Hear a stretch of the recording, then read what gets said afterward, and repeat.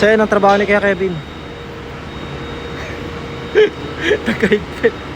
Hirap tanggalin kasi may mga naglo-lost thread na ng mga tornilyo. So yun nga, hindi na matanggal oh.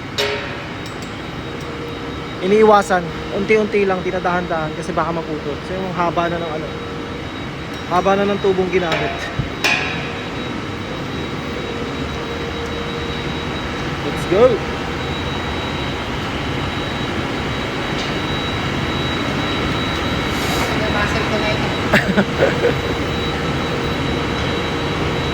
Kaya ba, minsan lang may trabaho eh.